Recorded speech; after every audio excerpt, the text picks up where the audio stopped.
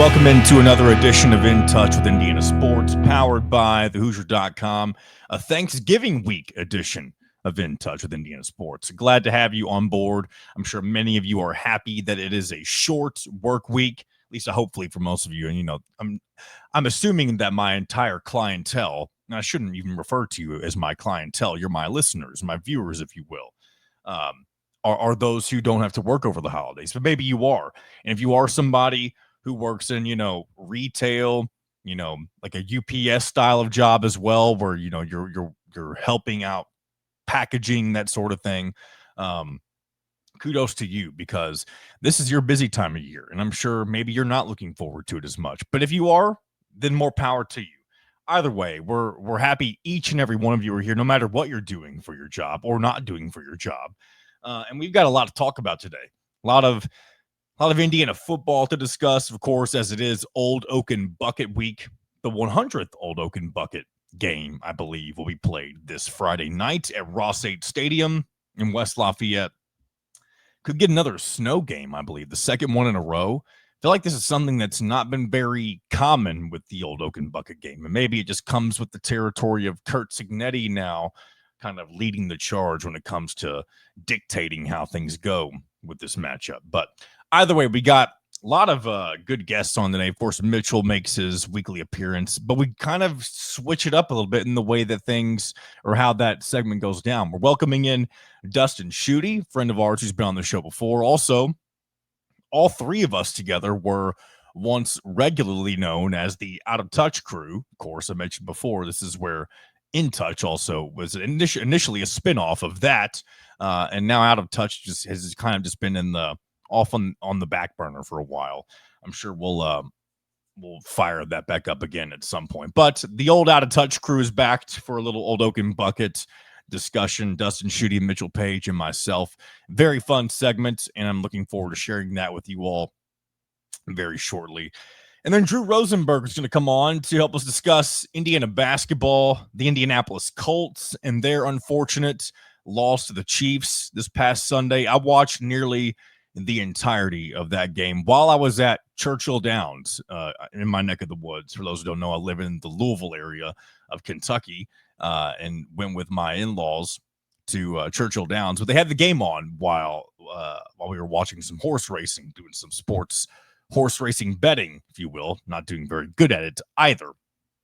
But I was watching the Colts, and I'm not going to say too much here, but it was one of the most kind of predictable endings that you could have imagined with a team that's not super experienced in situations like this, as the Colts aren't, versus a team that knows how to close out games like this with the Chiefs.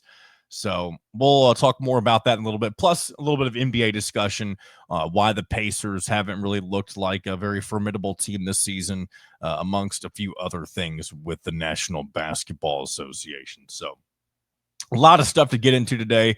And then, of course, we'll recap all that went down with men's soccer, women's volleyball, and women's basketball over the last week. So tons of things to get into. And before we get into our first segment with Mitchell and Dustin, real quickly, I want to tell you guys about our sponsor for today's show, BetMGM. If you've not signed up for BetMGM yet, you can still use the code ON3 to get up to $1,500 in bonus bets. First, you'll download the BetMGM app, sign up using that code that I just mentioned, ON3, deposit at least $10 and place your first wager on any game. You'll then receive up to $1,500 in those bonus bets if your bet loses. Just make sure that you use the bonus code ON3 after you sign up.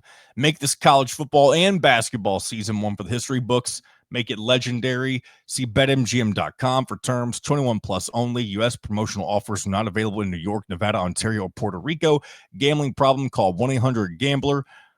First bet offer for new customers only, subject to eligibility requirements. Rewards are non-withdrawable. Bonus bets that expire in 7 days. In partnership with Kansas Crossing Casino and Hotel. All right. Joining us now here on In Touch with Indiana Sports, it is a bit of an out-of-touch reunion. We've got, of course, Mitchell Paige, who joins us every week, all dolled up in his IU gear. We've also got Dustin Schutte from the Boiler Banter podcast, and it's I'm happy to have you guys. Yeah, man, this is a long time coming. Dustin, I haven't seen your shining face, and I think I know. I know it probably has been close. We need to do this more often. Yes, We do. We used to do a fun little podcast called Out of Touch. And then the last time we were supposed to do an episode of that ended up being the night that my baby was born. And since then, we have not done a show, obviously, because we all have our lives are all very hectic. Dustin's also getting married very soon. Mitchell now has a year and a half old, 18-month-old, whatever you want to call it. And, our Dustin lives are travels more than Kirk Herbstreit, I feel like. He does. It's like, I just can't take my dog everywhere. True. You wish, because that'd mean you're on a private jet.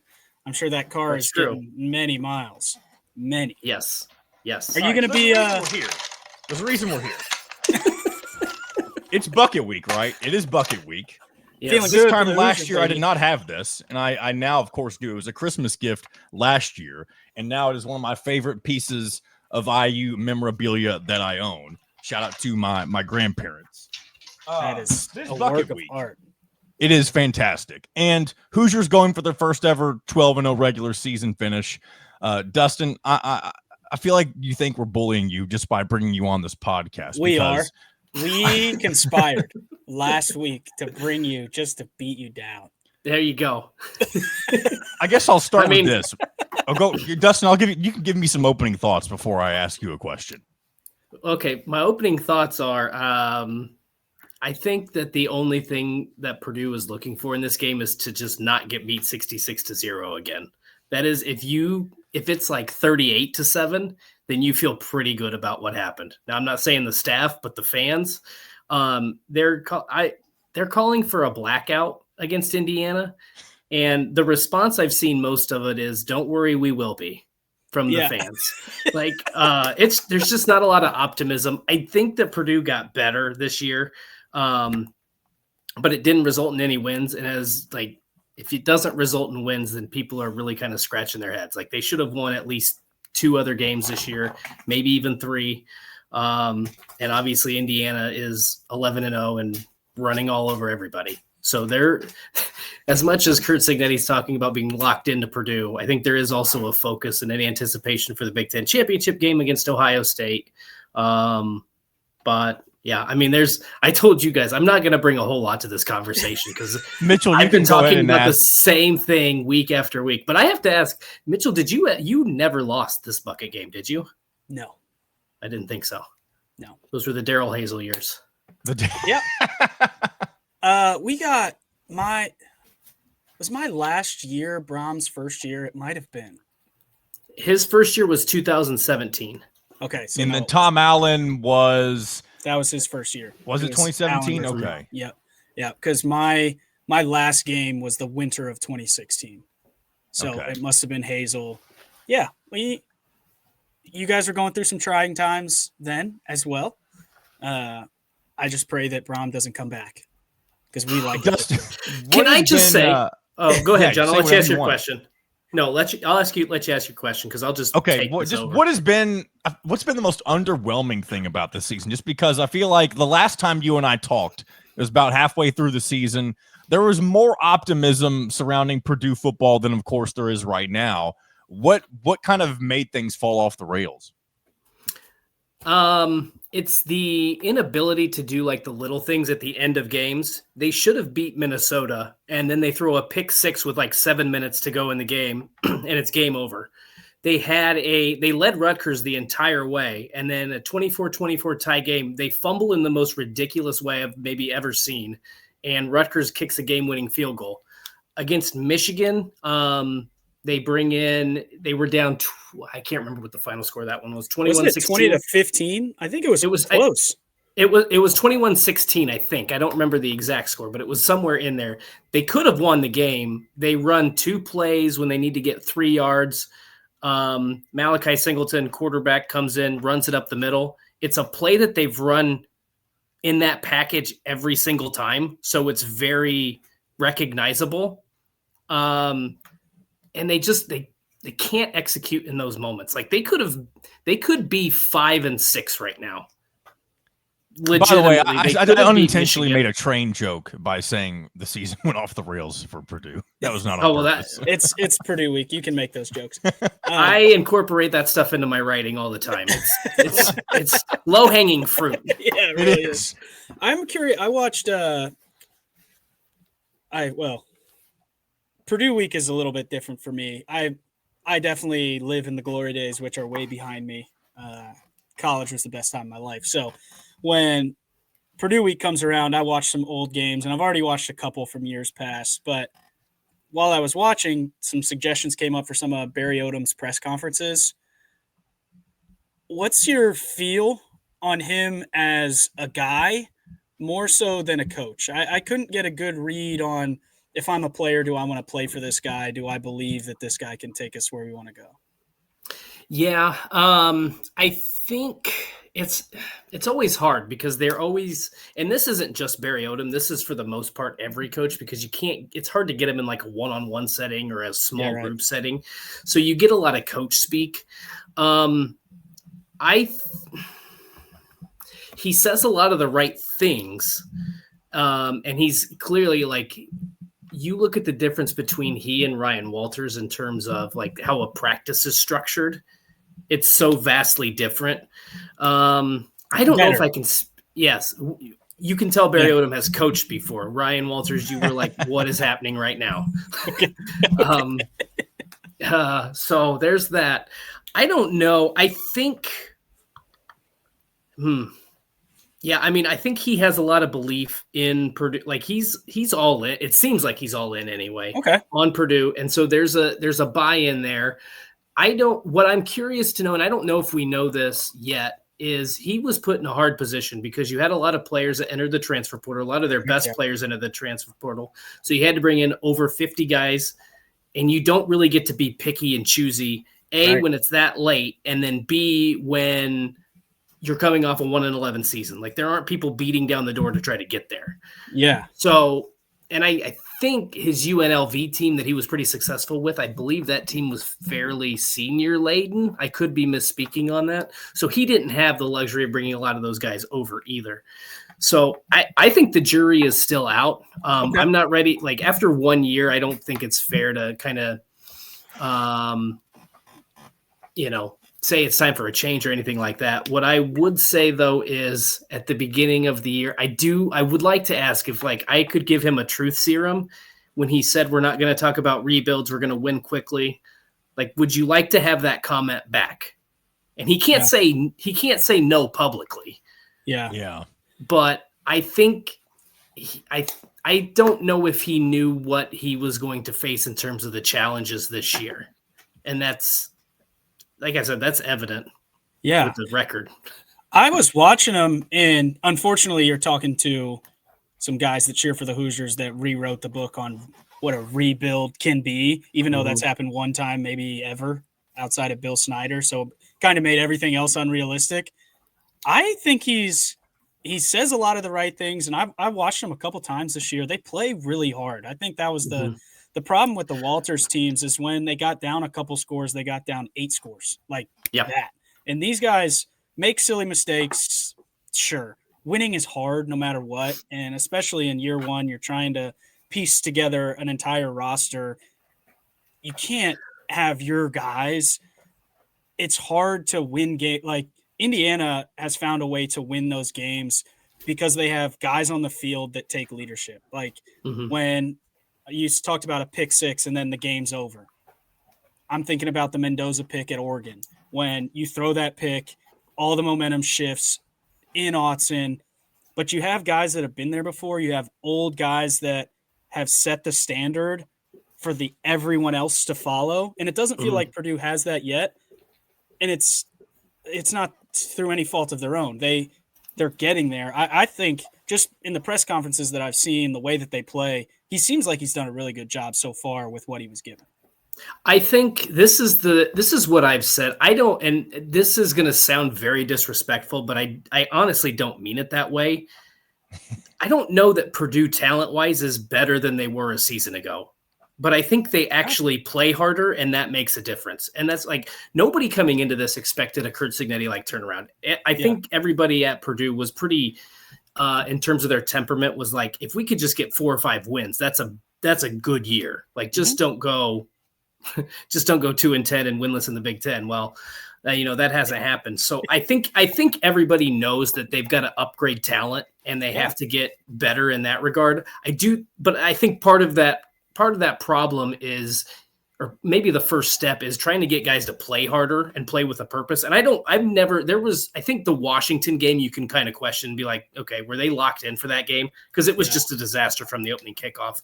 But the other 10 games they've played, I think you can look at it and say, yeah, they put forth effort. And there was actually a comment even at one point, I think it was after the Illinois game, when it was 43-27. Like nobody could stop anybody that game. And one of the questions to Barry Odom was like, you got down big, but your team kept fighting. They put up some scores and, still had a chance late in that game. And his response was, I don't mean to disrespect the question, but when you're competitive, you're supposed to play hard. Like that's part of it. Like that's what you're agreeing to do. And so that to me, when you ask about like him as a person, like that to me is like, well, he's not going in the press and be like, well, shucks, Scott, the guys tried really hard and we just came up short. He was like, no, we're supposed to play hard. Now we have to do these other things better so we can win games. Yeah. Playing hard is the minimum standard, but it's amazing how many teams don't have that and don't have a leader that makes that the minimum standard. Indiana didn't for a long time, that we're going to play as hard as we possibly can. We're going to be prepared. Talent is what it is. Ball bounces a couple ways, whatever, but we're going to play really hard. And I think Indiana is the best example of what playing hard can be. Now, do I think their talent is much greater than what their stars were as recruits? Of course. But it's amazing what happens when you just keep playing. Anything can happen. And I've seen a ton of that out of Purdue. Now, I expect this game to be 100-0. That's right. Yes. Yeah. I think that the biggest problem that Barry Odom has had is talking about scheduling months ago, pointing at Curt Cignetti. That's going to be a big problem. Yeah. Big problem. And I don't think they're recruiting in the same buckets all the time, but for in-state guys, they are. Yeah. Oh, there we go. Come on. That was so unintentional. They made for all this, but the in-state guys, like this rivalry, it does means Purdue is traditionally, this isn't shattering stuff. Traditionally, Purdue gets the best players from the state. The best players in the state typically go to Purdue. And this is an opportunity for Indiana to really put the final nail in the coffin. Dang, I was hoping I could come up with something bucket related. That was terrible. But it's an interesting – it's much more interesting bucket game this year than it was last year because they seem to be doing things correctly, but they've got this monster that's coming out to eat them. But I'm excited. Are you going to be in town for the game? Yes. I'll be covering both the basketball and the football game that day. So it's going to be a long day. They play – the basketball team plays right before, right? Yeah, Eastern Illinois at noon, and then the kickoff is at 7:30. Okay. Text me when you're done. I will be there. You may not want to be around me for very long. Last thing, Dustin. Yeah. Before we let you go, hold on. Before you ask your last question, the one thing I'm going to say to Mitchell's point about it being more interesting, I think here's what is funny to me. If Purdue ends up and they don't throw that pick six and they beat Minnesota, they don't have that fumble against Rutgers, and if they're able to convert that fourth down against Michigan, this is the exact same team, and you're 5-6, and all of a sudden it's like, can we get to bowl eligibility? Can we spoil Indiana's season? I mean, it's not even if Purdue were to win, it doesn't spoil Indiana's season. They're still going to be in the playoff, but it's a Michigan-Ohio State situation. Correct. And so I think about that, and I'm like, Purdue doesn't really have much of a shot in this game anyway, but it would be perceived so much differently if Purdue had won those 3 games that they should have won. Yeah. And they were right there because they're playing hard.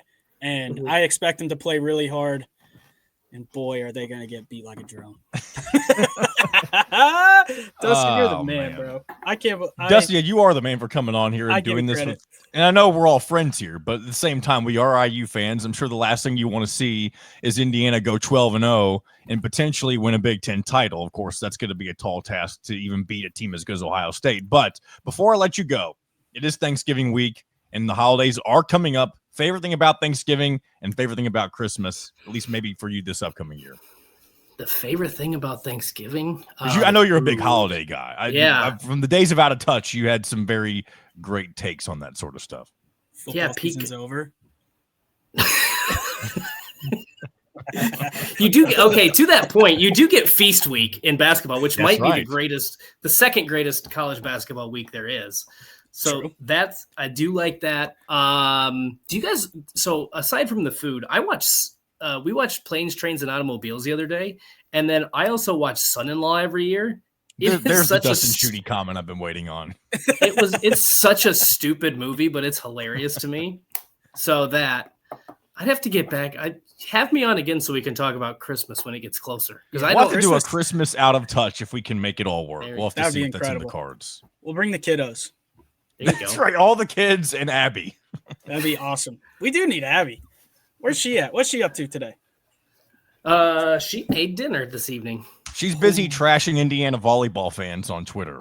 She's probably right. That was absurd. I don't know. We're not going to. This is not I know nothing about volleyball. I don't even know how this goes. I don't know anything. But the picture is preposterous. The people behind the Nebraska player. Hopefully that doesn't bleed some karma into this weekend for the football team. But hopefully not. Yeah. Dustin, we appreciate your time. I know you got to get out of here, and hopefully we will reconvene in the very near future. Yeah, that sounds good. Just let me know. I'll join anytime. You guys be safe. Enjoy Thanksgiving. Thanks, man. Text me Friday. Love to see you. I will do that. All right, sounds good. Bye, guys. All right, there he goes. The one, the only Dustin Schutte. What'd you think of that? The little Out of Touch reunion right there. That's the best. I miss that guy. It's been so long. He's the same jovial, just kind of happy, honest, just a very good man. I could not imagine if if Indiana football was still in the doldrums, 2-9, whatever it is Purdue is right now. Like, that just sounds so horrible. And like, 'cause what we're so used to and haven't had to deal with the last 2 seasons, you get to the midway point of the college football season, and then everybody's like, oh, when's basketball? And then basketball comes, and then nobody's going to Memorial Stadium anymore. Maybe they get up for a game or two, but then the old adage happens where everyone leaves after the third quarter, that sort of thing. We have not had to deal. Old adage? Isn't that a thing? Old adage? Maybe I made up a word. I feel like that's what I'm supposed to. Adage. That is what the word is. It is adage. The non-broadcaster corrects the broadcaster. I can appreciate that. There were people that were going to make a comment about that, and we had That's okay. I'm used to people. The nitpicking in the comments is fun sometimes. Oh, well, you would have got. Ooh, and I'm gonna have to. I've got some comments for you, by the way. I'm glad you mentioned the comment section. A lot of people sent in messages about your kidney stone stuff, so I think we need to kind of address that real quick. How has that gone for you since we last chatted?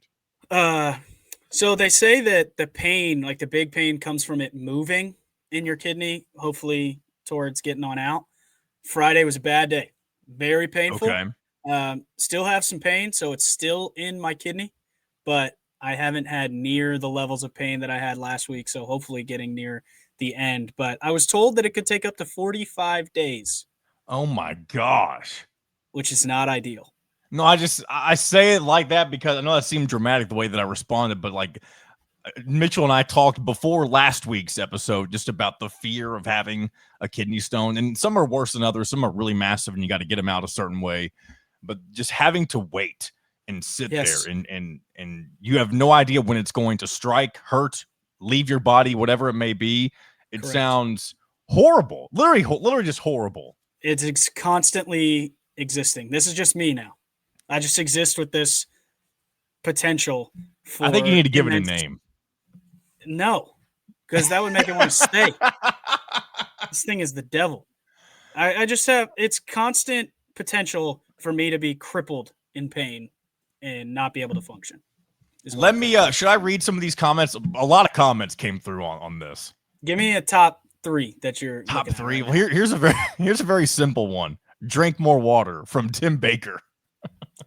Tim Baker? Tim Baker 7744. I don't know if you know who that is. Maybe. My boss's name is Tim Baker. Uh-oh. Well, he may be listening to this. And he Tim, might be. If that's you, Tim, shut up. I do. Here's this is from Chris Bradley. He says kidney stones are very, very painful. He's had at least 6 of them. He also has one now that does not want to come out, has been painful, and is making him feel really sick. But kidney stones make you feel like your ass and your beanbag is dragging on the ground. Okay. I was all with you until the end. I really don't have any pain except in my kidney. Like, that's it. Okay. But he's 6 and he's got one right now. Man, heart goes out to you, dude. That it is no fun. Yeah, that just sounds miserable. We're in this together. We're in it together. I'm going to persevere, though, on Friday. Here's the last. Man, what if it came out during the Purdue game? That would be an intense evening for you, I'm sure. Elation. I would be so pumped. Here's a last comment I'll read on the kidney stones. This is this is the same guy. I remember Tanis Half-Elvin. Remember him from a previous show. Twitter's not letting him tag us for some reason, he said, but his urologist looked and sounded like Doc Brown from Back to the Future. He got a lithotripsy, that sonic pulse thing that broke up the kidney in his bladder. Uh-huh. And he says, you're going to hate Flomax, but your wife, I'm not going to read the last part. I can't read the last part. At least I shouldn't. No, you shouldn't. If you want to if you want the whole gist of that message, go look at the comments section from last week's episode. I'm familiar with the Flomax. I have to take that. It's supposed to help. It's not doing anything. Doing nothing. Absolutely nothing. These pills are huge and they do nothing for me. So if someone can figure out what's wrong with my batch, I'll pay you whatever you want because I'm ready for this to be gone. So that may or may not have been too much talk on kidney stones, but with the amount of people who wanted to weigh in on it in the comments section, I thought it was worth bringing up, especially after. Yeah. These are people that we're together in this. This is a team thing, and I appreciate the concern and support through this very difficult time for me. Very difficult time. I'll go and say this. I've already dropped $50 on the spread for this game for Indiana to cover 28.5. Should I have bet more than $50 or is $50 too much? I would have said maybe, but the Barry Odom comment, I texted Dustin about this a while ago. Like, I can't believe he said that. Kurt Cignetti beat him 66-0, and he didn't even have a reason.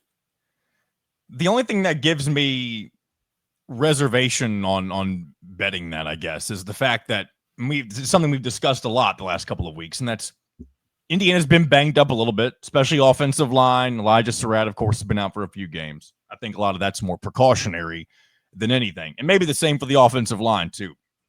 But if it's a chippy game, maybe a couple guys go down, maybe not for anything major, but if you get to halftime and you're having issues like that, I would not be surprised if you see, and also, by the way, it has to be a blowout by this point already as well. But if you get to that point in the game and you're seeing some players with some issues, it would not surprise me if you see Cignetti yank the starters, maybe not immediately after halftime, but maybe a drive or two at the most. He's never really done that, so it would be a little out of character for him to pull players that early. But Indiana's never been in the position where they're playing for a Big Ten championship the following week. And again, I say all this assuming Indiana wins the game. So that's the only scenario where there's a chance the spread might be in jeopardy, especially if Purdue shows that they can put points on the board this time around. Yeah. Obviously, if it's a game, you're going to get full speed. But of course, I think no matter what, Drew Evans hopefully will be back. We'll see. But I think the guys that have been banged up and missed some games, even Omar Cooper to a certain extent, he was a little banged up, was in and out, and Charlie Becker's coming on. You need to get live reps with your wide receivers going into next week. They've had kind of a hodgepodge of receivers that we've just kind of thrown out there, had a ton of success with, but especially Surratt. You need Surratt to be at 100% full speed and in sync with Mendoza. I would expect them to go to him early, often, get him back in a rhythm. This feels like a rhythm spot for Indiana. Because, after I think this was pretty apparent in the last couple games, Michigan State, Wisconsin, there was a little bit of lackadaisical. That's a horrible word to use. It was a slow start. They didn't seem like they were firing the way that they had been in the earlier part of the season. So now that you had some time to refresh, get back into a practice rhythm this week, you got an extra day before the Big Ten championship. I think you really press your foot on the gas hard and find rhythm, find opportunity, get your guys back into full game speed so that you can hit the ground running when you start practice on Sunday or whenever that is. I would expect Indiana to really come out and pour it on speed-wise. Now, Purdue may put up a fight, may get some stops, but I anticipate take the leash off. The whole playbook will be open. We're trying to get our guys back in rhythm and play at a really high level. Somebody like Mikhail Kamara, get him rushing full speed, get everybody back into sync the way they were halfway through the season. Just because you played a little tired, timing changes a little bit as you're playing tired. So they've gone now 3 weeks where they weren't at full speed, weren't at full strength. Got to find that rhythm again in the passing game if you're going to want to beat somebody like Ohio State and the rest of the teams in the college football playoff. Yeah, that kind of gets into what I was going to say. If you can finally find the rhythm that you were in, I guess, before it was kind of the UCLA game, I think, is the last time that we really saw Indiana kind of put the pedal to the metal for the majority of that game. And if you're able to find the formula, whatever it may be, to get that type of performance and result, you're going into Indianapolis next week feeling really good, the way that you were really during that entire stretch from Illinois, Iowa, Oregon, all that stuff that happened at the earlier portion of the season. If you can get feeling that way again, have that momentum, you're playing in Indianapolis. There's only two schools, I guess, in the Big Ten that have the opportunity to play the Big Ten championship game in their home state. Of course, Indiana being one. Purdue has already played in the Big Ten championship game before. But we all know Ohio State travels. They'll bring their fan base in. To be quite frank, I hate to say this, but they may even outnumber Indiana and Indianapolis still. There's just that many Ohio State fans. But this may even be the very first. I don't have anything in front of me to prove this in any way, shape, or form, because I could be way off on this. But if Indiana gets to Indianapolis, I mean, they're going to bring maybe one of the larger non-Ohio State Michigan contingencies to Lucas Oil Stadium that's probably been there, I would imagine. Maybe even have one of the first sellouts for this game. I could be wrong about that. Maybe that's happened before. Do what? Oh, I thought you were saying it won't be sold out. It will definitely be sold out. No, it will be. But there's been years in the past, depending on who's traveling to Indy, where that ends up not being the case. Like yeah. There's also a portion of this. I have a question, and I'm going to interrupt you because I'll forget. No. Honestly, I think I was beginning to spin in circles, so you're fine to interrupt me. If you're Kurt Signetti, you've got a guy that is the favorite to win the Heisman, Julian Sayin. People are saying that he took a step back in his Heisman. They're saying, right? Another pun. Yeah, he didn't. I think he's a really good player, and what I think. I think this kind of that award comes down to the Big Ten championship, in my opinion. I know Jeremiah. No, 100% does. You're right on that. Diego Pavia has been great, but Sayin and Mendoza have kind of been 1 and 2. How much, if you're Kurt Signetti, do you try to pad some Mendoza stats to help his case no matter what happens? You're talking about in the Big Ten championship game at this point? I'm talking about against Purdue. How much are you trying to throw it? Are you dropping back? I don't know. I actually don't think you see that at all. I really don't. There's been chances where he could have done that at other portions of the season, and maybe there's times where people will claim that Indiana was padding stats, running up the score. But for example, in the against Illinois early this year, they put up 63, whatever it was. They didn't throw one pass in the fourth quarter, I don't believe. All the points that came there was running up the gut and Illinois' defense just not being able to stop anybody. So if Indiana's in a position where they're putting up that level of points, I don't think you would see him pad Fernando Mendoza, especially if he were to do that and then he gets hurt. That could be one of the dumbest mistakes. That could ruin your whole season almost. Not that Alberto Mendoza wouldn't be capable of doing some good things, but you can't have your Heisman. This is a once in a lifetime thing for Indiana football. At least, up to this point it is. Yeah, and I'm not so much talking about the fourth quarter. It's a different point in the season than it was against Illinois. It was against UCLA. There's still a lot of games left.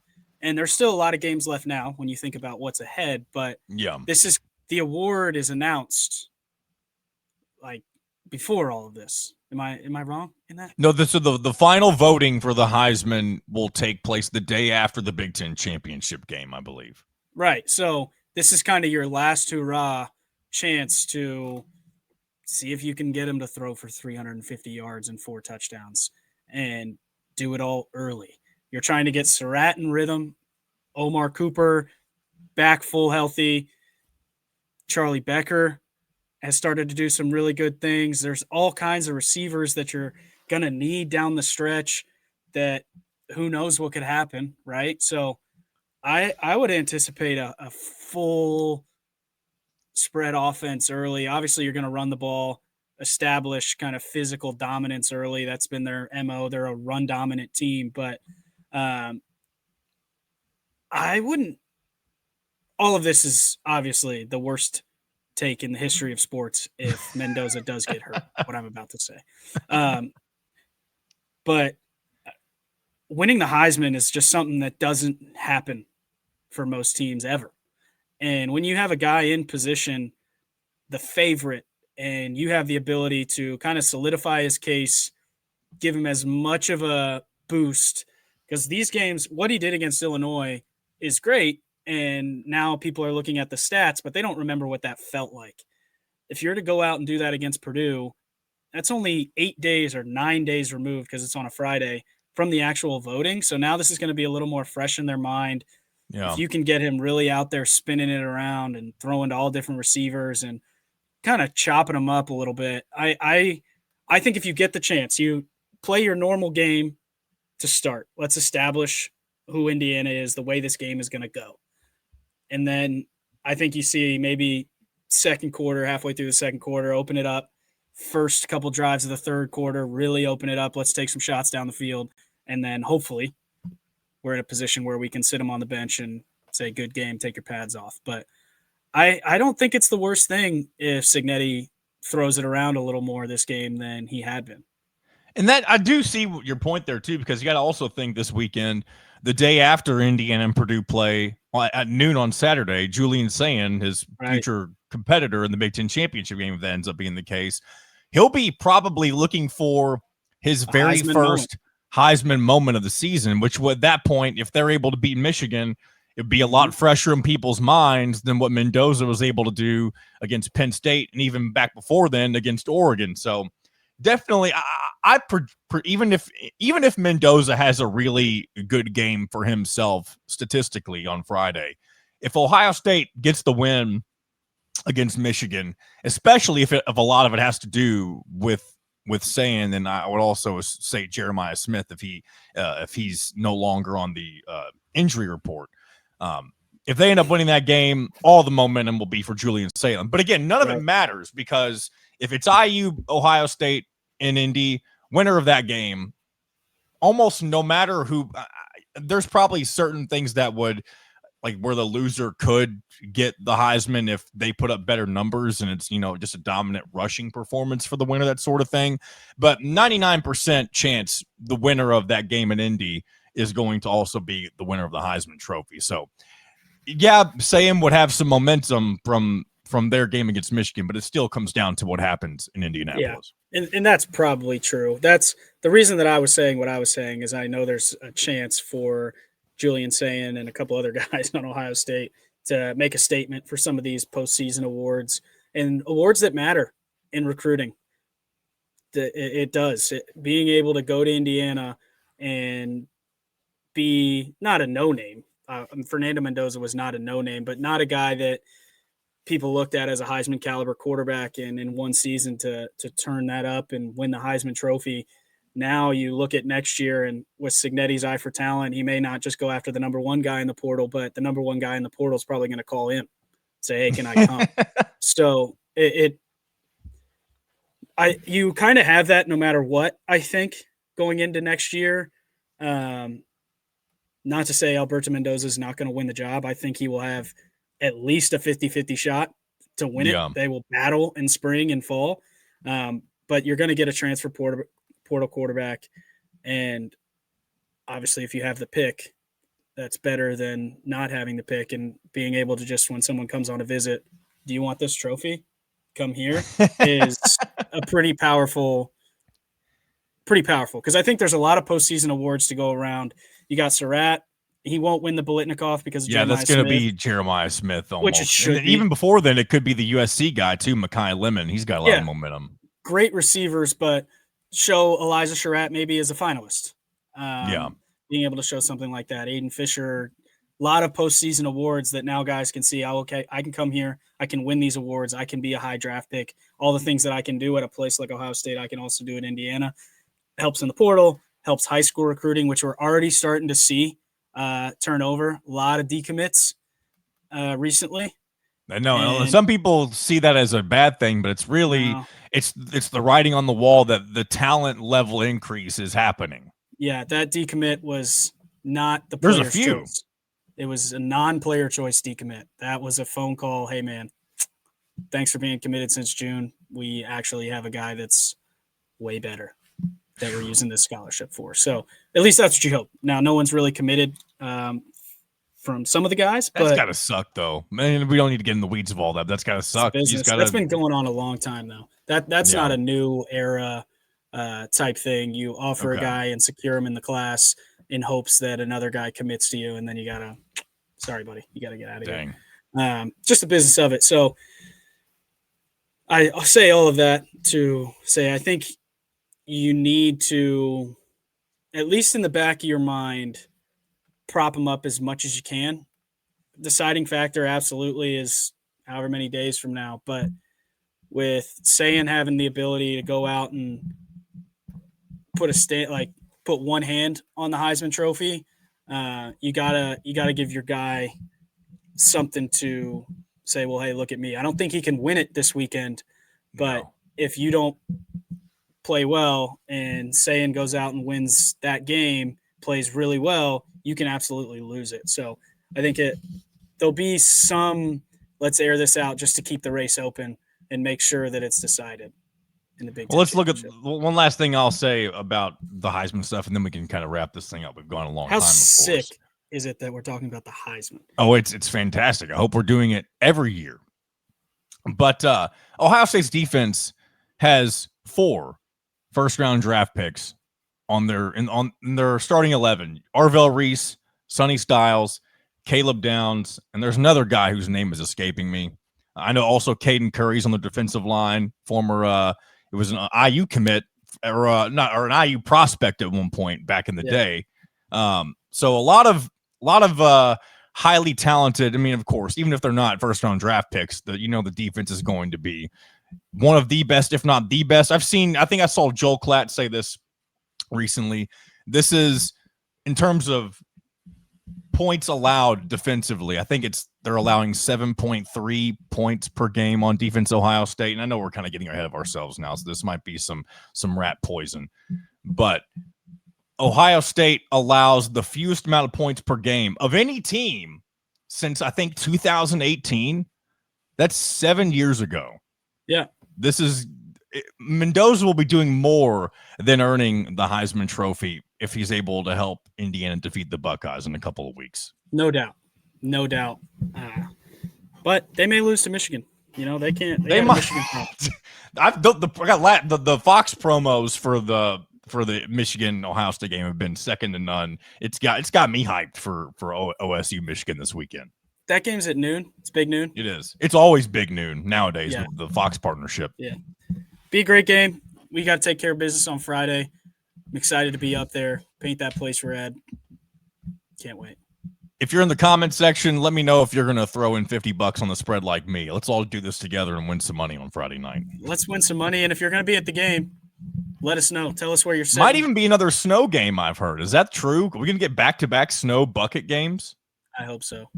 That red looks good in the snow. All white unis, too. Ooh. Oh, that's right. The icy uniforms. All right. Mitchell, we've enjoyed your presence throughout the regular season, and I can't wait to continue this through however long the postseason goes for Indiana. I hope it's all the way to Martin Luther King Jr. Day. Me too. Never ends. I hope it never ends. I wish we had a game every week. Good conversation as always with Mitchell, and a big special shout out to Dustin Schutte for coming on and I guess letting us bully him a little bit, him being the Purdue guy. And you know the Boilermakers not having a good season, but I mean there's always a chance, right? You never know what may happen in rivalry games. I don't tend to think that anything fishy will happen this Friday, but you never know. I hope we're not all surprised by the upset of the season this upcoming, next week, whenever we're talking about this game. Hopefully it's exactly as we hope it plays out, but that's why you play the game, right? You have to see how things play out. All right. We'll go ahead and transition now into our next segment. We're going to talk Indiana basketball, the Colts, the Pacers, a few other things as well as we get rolling here on a Tuesday. Let's welcome in Drew Rosenberg of Hoosier.com. Got a lot to talk about. I'm looking forward to sharing this conversation with you. All right, joining me for the first time in a while, it is staff writer and co-host of the Talking About the Hoosiers podcast, Drew Rosenberg. Welcome back to In Touch with Indiana Sports. Hey, Sean, it's been a while. I think last time was post-NBA Finals, I want to say. It might have been. I think we had you on over the summer. We may have talked a little bit of Indiana basketball, but it has been a while. I primarily relied on you heavily this past spring when the Pacers were making their deep run in the postseason all the way to the finals, of course, and then losing in Game 7. Yeah. But today we are going to cover a cavalcade of topics. We're going to kind of go over a bunch of different things, including the NBA towards the end. We're going to talk a little NFL about the Colts, Indiana basketball, but I want to start off this conversation with just one simple question. How do you see this week's Old Oaken Bucket game going down between Indiana and Purdue? Indiana by a lot of points. I think the line currently right now is 28.5. I think the Hoosiers cover that without issue. I think potential snow game, but again, this run game is very good. Even if Mendoza, the question is how does he play in the elements, the California. Yeah. Going from Cal was also, a Florida and kid. Being a Miami guy locally from Miami. Yeah. So how does he, fare in the weather? But again, the run game is so good in this Purdue team. 9 straight losses, haven't won a Power 4 game all season. I don't think that changes. Yeah, so I've been pretty cold when it comes to betting, I guess no pun intended, since you're talking about a potential snow game. But when I saw the line at 28.5 opening up, and I know that's a lot of points no matter what game we're talking about, but when it's so easy to look back to last year's 66-0 drubbing of Purdue at Memorial Stadium, it just feels like easy money. I don't see any reason to think that Curt Cignetti will lay off the gas. Now, there's the obvious. You don't want anybody getting hurt. You're buried to play for a Big Ten championship game as long as you handle business against Purdue. So I guess there is the factor that maybe Cignetti pulls out basically everybody who's important early in the second half. I guess that's a potential factor, but I don't think it even matters if you do that. I think Indiana is going to cover that 28.5 fairly easily when it comes to Indiana versus Purdue. So we'll put that to bed because I know we've talked a lot about football already on this show this week and really the last several months. I do want to go ahead and get into a little bit of Indiana basketball though with you. Indiana right now 5-0 to start the Darren DeVries era in Bloomington. Last couple of games against, non-conference opponents that you don't really have a lot to, I don't want to say you can't respect them, but they're opponents that you don't really expect Indiana to have a lot of issues with. And they weren't as dominant as they were in those first few games. Do you think there's still a lot of growing pains going on with this Indiana team? I think that's an easy thing to kind of chalk things up to so far in the early portion of the season. Yeah, and I think it's a mix of things. I think when you play Marquette and you beat Marquette the way Indiana did, it kind of accelerated the timeline for a lot of people because, no, I don't think anyone really thought Indiana would come in and dominate the game the way they did. So then you have that performance and you're thinking, oh, this Indiana team is ready to compete right now. And then you have some lackluster performances against some, low majors where you want to see Indiana dominate. And you got to remember, this is a completely brand new roster. Other than Connor Enright, Tucker DeVries, and Josh Harris and Josiah Miles, who Josh Harris hasn't played a game, none of these guys have played together. So it's building chemistry. This team's going to get better. It's only November. They're going to be a lot better now than they are. They're going to be a lot better in 2 months from now than they are right now. But it's a good start. They're into the top 25 now today. And they play a Kansas State team that led by PJ Haggerty on tomorrow, which should be a really interesting game. Yeah, or today, I guess, at the time of this recording. Well, at the time the show is released, is what I'm trying to say. Yeah. But another thing too to kind of keep note of, this Marquette team has not really gotten off to as hot of a start. So not to say that it's not a good win by any means, but so far Marquette only has wins against Albany, Southern, Little Rock, with their or Central Michigan as well, and then losses coming to Indiana, Maryland, and Dayton. So another Big Ten opponent, of course, a common opponent, I should say, as well. And then a Dayton from the A-10, not necessarily a terrible team, but this may be, maybe one of the worst Shaka Smart-led Marquette teams. So, no, I don't want to take away from anything that Indiana's done, but the win definitely looked a lot better on paper before a few games happened after the fact, of course. Yeah, in the moment it looked great. It still does. A 20-point win against a Power 5 team is always going to look good, but it's not as good as I previously thought. And then you get into these other games where Indiana didn't play as well. The threes weren't falling. Lamar Wilkerson struggled from the field, and you see, this team, when the shots are falling, which we saw in the first 3 games, this team's going to be really hard to beat. But when the threes aren't falling, where does the offense come from? It was Tucker DeVries last game against Lindenwood. But where, Indiana's relying a lot on Tucker DeVries and Lamar Wilkerson. And when those two guys aren't, scoring 20 points a game, this team has to find somewhere else to get the offense going. And against Kansas State, led by PJ Haggerty, who's the leading scorer in college basketball, averaging 28 points, 5 rebounds, 6 assists, you're going to have to score points to beat them. So I'm really curious to see what happens, I guess, tonight. Yeah, it kind of feels like when you, at least in the last few years, when you're comparing previous Indiana teams, the last good, if not great, Indiana men's basketball team had two really good, a 1-2 punch, so to speak, was Trace Jackson Davis and Jalen Hood-Schifino.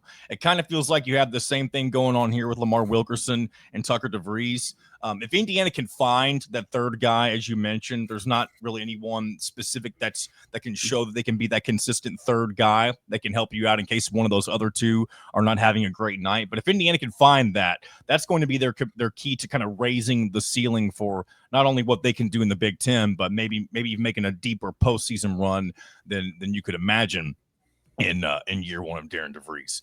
Looking ahead, you already mentioned Kansas State. That's coming up later today. You got Bethune, formerly Bethune-Cookman. Apparently, it's only branded as Bethune right now. Whenever these universities do that sort of thing, it's always funny whenever they change. Like I remember Fort Wayne has always gone through these changes a lot with IPFW, IUPUI, or it doesn't matter. I'm not going to get into a whole bunch of different ones, but that's just what comes to mind when I see these changes with certain schools. After that, you jump into Big Ten play with Minnesota on the road. You'll have Louisville and Indianapolis on the same day that the Big Ten championship game will be played, which that could be a very interesting day in Indianapolis, considering both games will take place in Indy. You have Penn State at home for your second early conference game of the calendar, and then Kentucky on the road. So aside from Bethune, which comes up on the 29th, there's going to be a lot of tests coming up for Indiana basketball to kind of see where they really stand. And really, I don't want to say it kind of determines what the season will be like, but it's going to be a good barometer on where expectations will really be as you get into the bulk of Big Ten play in a couple of months from now. Yeah, I think you mentioned like the 8 games going into the New Year's, kind of adding Chicago State, Siena as those kind of 2 cupcakes at the end of the year. Indiana really needs to go 6-2 at worst over this stretch. You know, Kansas State, Bethune-Cookman, both games at home, you should win those two. Kansas State, we just saw them lose to Nebraska. Then you go at Minnesota. That's a game, you know, it's going to be a tough game. You know, as we know, Big Ten road games are not easy to win, but Indiana with Louisville and Kentucky coming after that, you would think you got to win at Minnesota and then beat Penn State at home. Because if Indiana goes into the new year 11-2 with, you know, wins over Kansas State, Penn State, Minnesota, Marquette, it's not the best resume, but it's, you know, you're in a good spot. If Indiana can go 7-1 in that stretch and take down Louisville or Kentucky, one of those teams, now you have a signature non-conference win that you can, you know, bank on and have for your resume come March. Well, I got to say, I'm not impressed really at all with what Kentucky's done this year in Mark Pope's second season. Yeah, in their first really big game, of course, against rival Louisville. Louisville looks like a legitimate national title contender right now, especially when you factor in their freshmen, who I don't think Louisville's ever had a freshman as good as somebody like Mikel Brown Jr. So to have for Louisville to have them and get that, for Kentucky to get that loss, I should say, against Louisville, it's not super terrible. Then they followed that up, though, with the big game against Michigan State in the Champions Classic, got blown out. Now, maybe it's a really good Michigan State team. We don't know just yet. But at the same time, we're used to Kentucky not necessarily winning every single matchup like this, but, I mean, maybe that is kind of the case. But with this game being in, even though it is in Rupp Arena, I think if you're Indiana, I think at this point in time, if this game against Kentucky was played tomorrow, I think you'd be feeling pretty good about Indiana's chances, just kind of based on some of these early results. Maybe that's getting way ahead of myself, but it's definitely, I think that Kentucky game is more winnable, even though it's on the road, than Louisville is in Indianapolis. Yeah, it's mixed. I kind of have both as two very tough games just because, you know, we both don't. Going into Rupp and winning it's not easy. Indiana hasn't been there in a long time. That, you know, that crowd is going to be crazy for that game. You know, the rivalry is back. The fans are excited about this. It's going to be a tough atmosphere. And, you know, that the one thing about that Kentucky team is they're going to be tested. Between that now and that game, they also have a game against North Carolina and Gonzaga. Yeah. So it's, you know, they have chances to get right against very good teams before that game. And, you know, as we know in college basketball, you know, how good a team is and how good they're playing, it changes so often. And, you know, Kentucky, they're, you know, not a brand new roster, but you're trying to fit the new pieces with some of the old guys like Owe and trying to, you know, find that balance. And I think by the time Indiana has that game, this will be a different Kentucky team than the one we saw against Michigan State.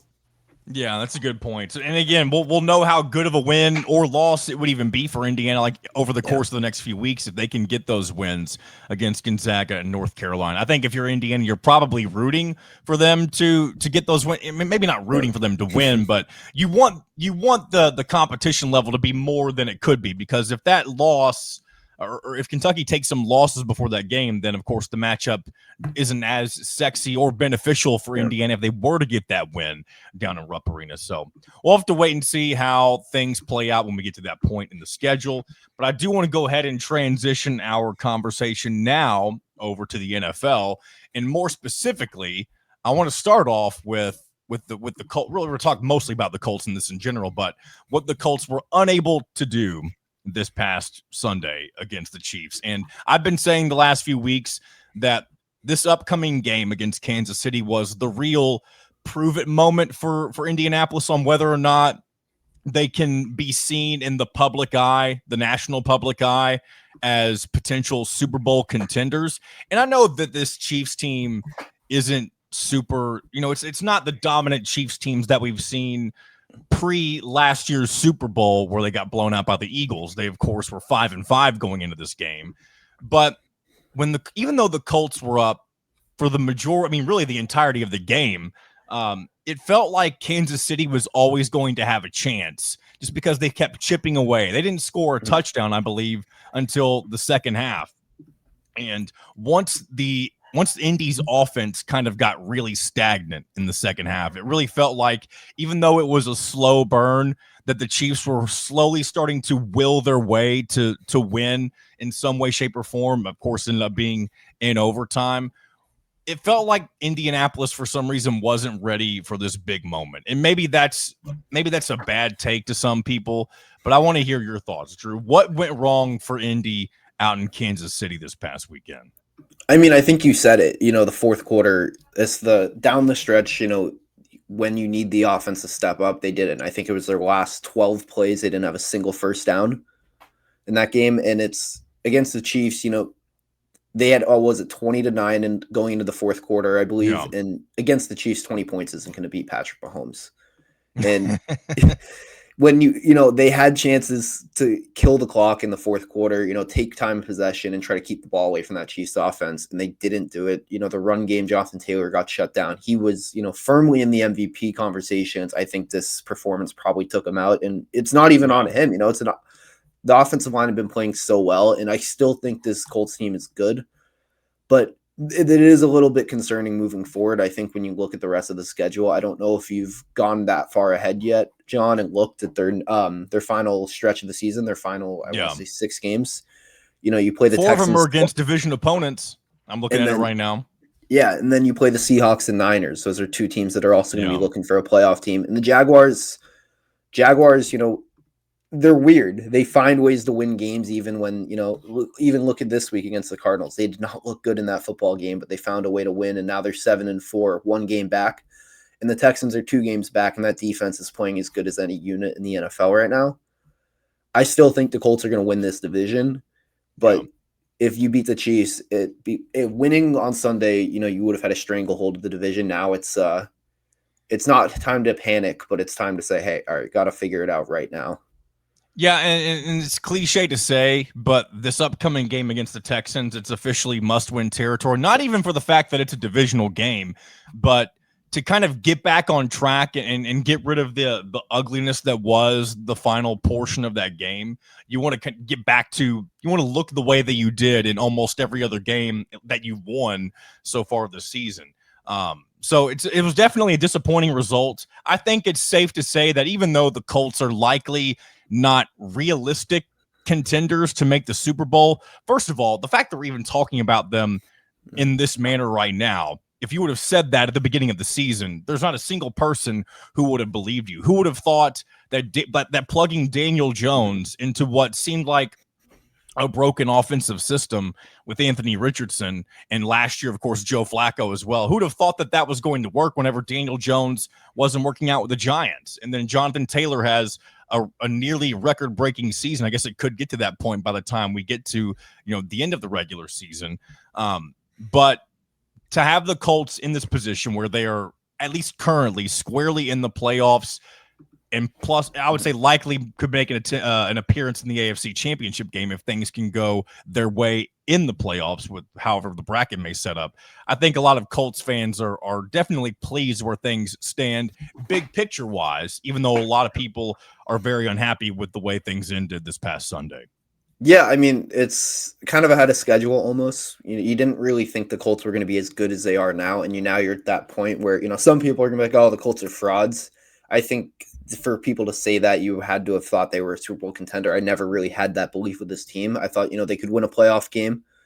But I think that's when you look at this roster, it's a great building place right now. And now you're also at a point where you're saying, hey, we can add in the draft. I know you gave up those picks for Sauce Gardner, which, again, a lot of people criticize that move. I loved it.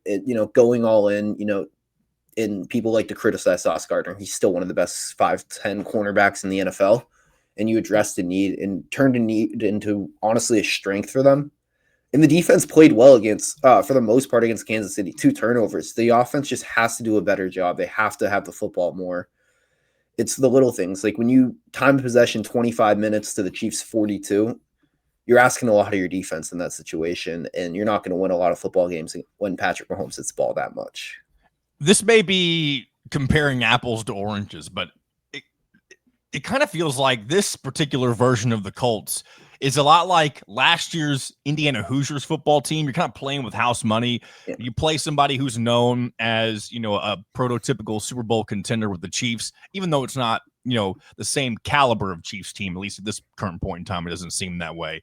To go in and lose now, I know Indiana got blown out by Ohio State. They didn't look good in their loss to Notre Dame.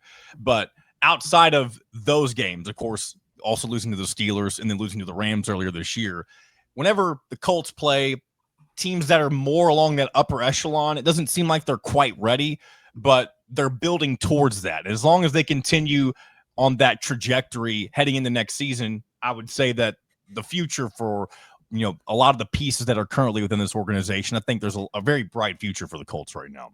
Yeah, I'd agree. I think it's a really good take. Just it feels like house money they're playing with, where if they win a playoff game, it's awesome. If they don't, it's not the end of the world. You see what's being built under Shane Steichen. The roster, you have a ton of young players that, look like they can be like very good. Tyler Warren is a stud. TJ Warren, but Tyler Warren is a Indiana Pacer legend, bubble legend. But Tyler Warren is a stud.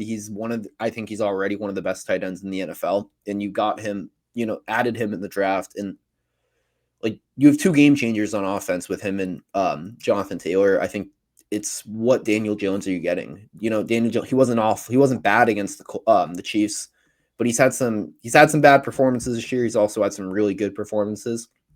I think that's going to be the question, because again, you don't have him on a long-term contract. You still have Anthony Richardson. What are the Colts going to do about the quarterback room? If you think Daniel Jones is the guy, that means what do you trade Anthony Richardson for? Because the truth is, you can't just keep him behind him, because anytime Daniel Jones is a bad game, you're going to have that question of, is he the guy still?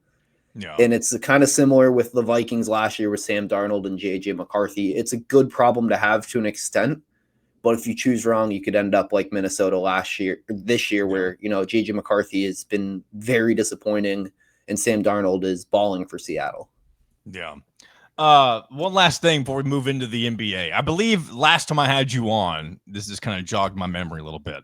I had just finished my fantasy draft, and I told you that I had the draft grade of an A+, and you said that could be a bad thing, a curse, if you will. And that has turned out to be pretty true. I'm not dead last in my league. My team has been bitten with the injury bug in more ways than you could imagine. I've not had Terry McLaurin all season long. I've been shuffling through quarterbacks in every way possible. I finally landed on somebody that's reliable enough in Jared Goff.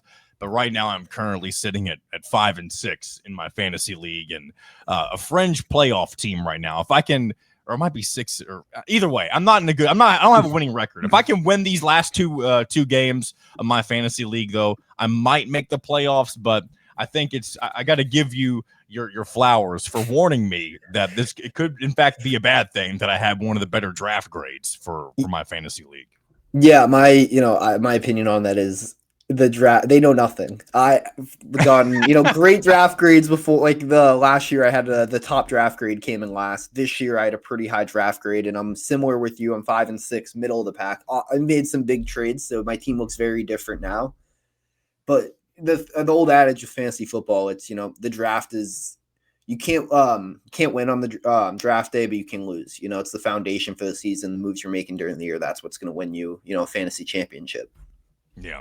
So hopefully we can finish strong with fantasy football. We'll have to see how that set of things plays out. But let's go ahead and move into our final topic of discussion, and that is the National Basketball Association. And of course, last time you and I talked about the NBA in particular, we were really just talking about the brilliant run that the Pacers went on and came up just short. And who knows what would have happened had Tyrese Halliburton not gotten injured in the middle of Game 7, or in the early portion of Game 7, I should say. But right now, as it stands, the Indiana Pacers are 2-14. And if I'm not mistaken, the worst team in the NBA right now, Pelicans are 2-15. Say third worst. Who's is there somebody with Washington, one win? Am I missing something? Washington is 1-14. Yeah. And I know that there's a lot of differences with this particular Pacers team than there were at the end of last season. You no longer have Miles Turner. He kind of exited in a way that a lot of longtime Pacers fans were not happy with, especially with him being the guy who had been on the roster the longest at the end of last season. Of course, you still don't have Halliburton. You lost a couple of other guys. What's going on right now? Why has it been such a slow start for the Pacers? Well, it's injuries. I mean, that's the truth. It's, Halliburton's out. You lost Miles Turner. Benedict Mathurin has missed most of the games this season. He's back now. Nemhard's missed games. Neesmith has missed them. Obi Toppin has missed most of the season. It's injuries. That's really it. But I'm going to go spin zone here for Pacers fans. I know it sucks. I know watching this team is brutal right now. This might be the best thing to happen for the Pacers long term if they're really bad this year. You have your own draft pick and you have a generational draft class. Generational. One of the best draft classes ever. You have three guys who would be the number one pick any other year for the most part.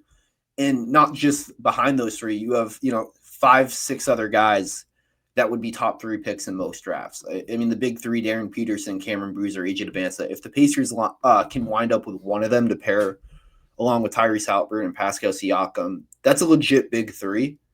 And it's someone, Siakam's a little older. You pair an AJ, a Cam Boozer, even a Peterson who, is another guard. But if you can pair AJ Devanza with Tyrese Haliburton, that would get scary for the next 5-10 years as long as they're together in Indy.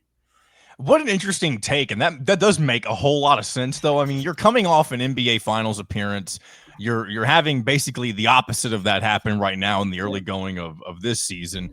But, I mean, how often does that happen? Normally, whenever you're a contender, you stay a contender for a while. You normally don't have all these moving parts, these injuries. But I don't know. The one thing that bothers me about it, though, is that now you almost, as a fan, if you're thinking big picture, you want to root for losing the rest of the year. That's the big problem with the NBA. They're being in NBA purgatory, as they call it, competing, for an 8 seed.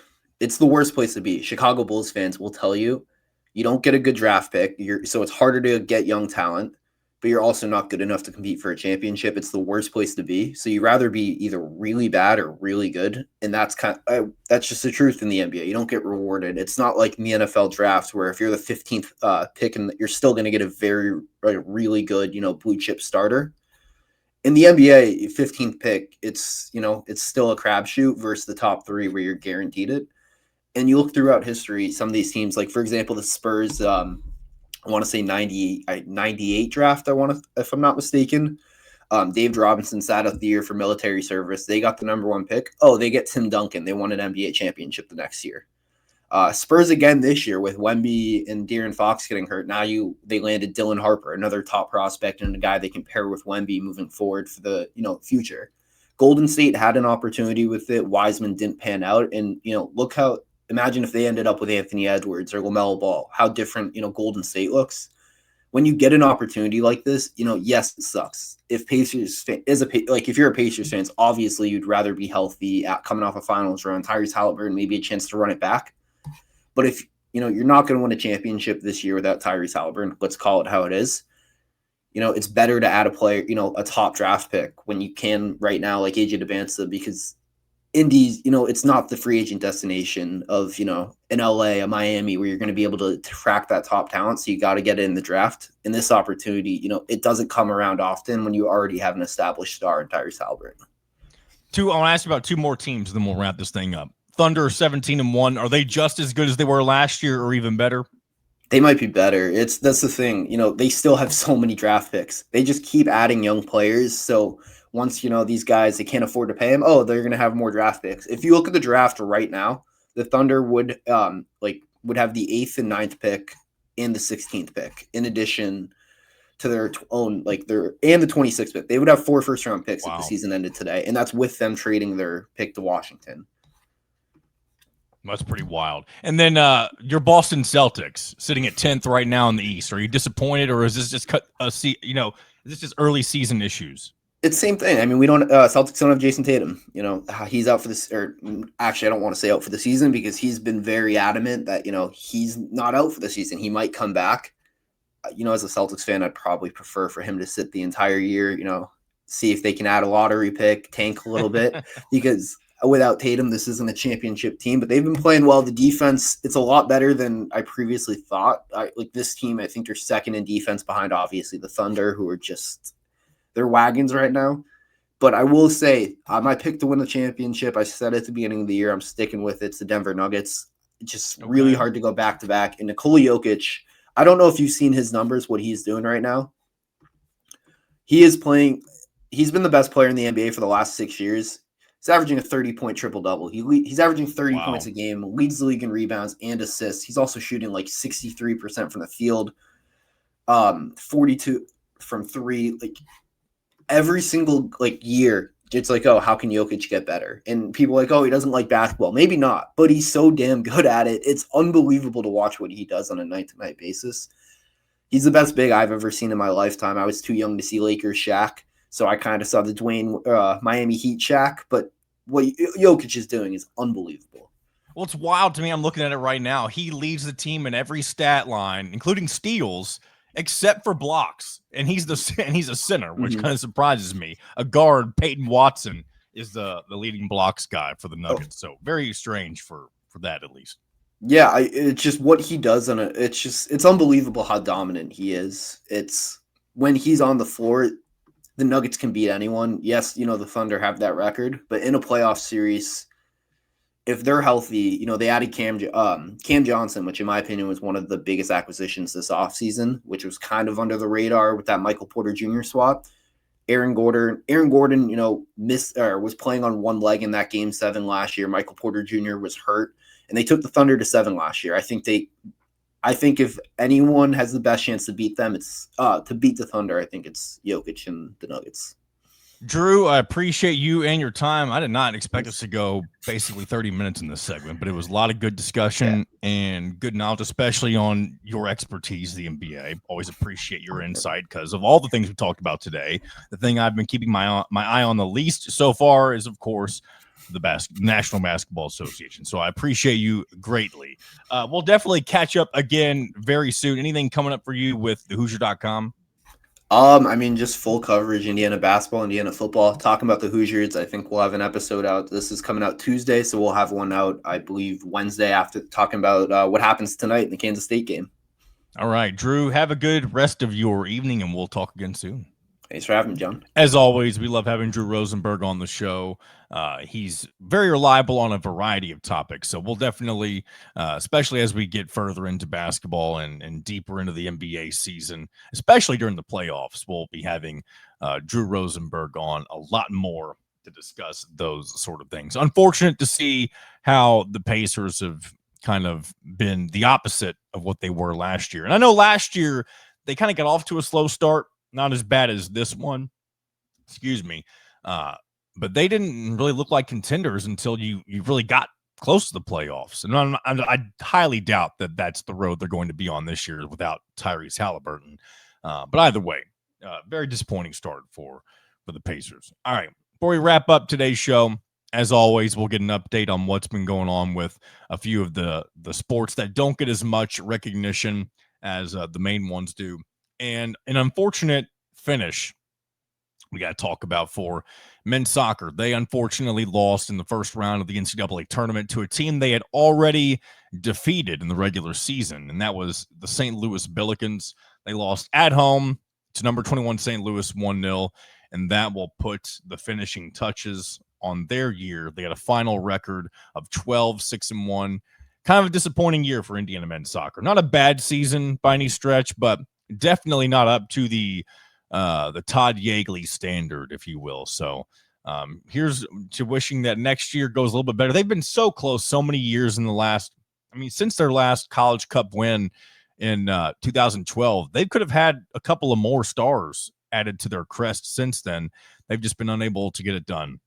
So unfortunate finish for men's soccer. And women's volleyball, they had 2 matches this past week, I should say. Started things off on the right foot by defeating Rutgers 3-0.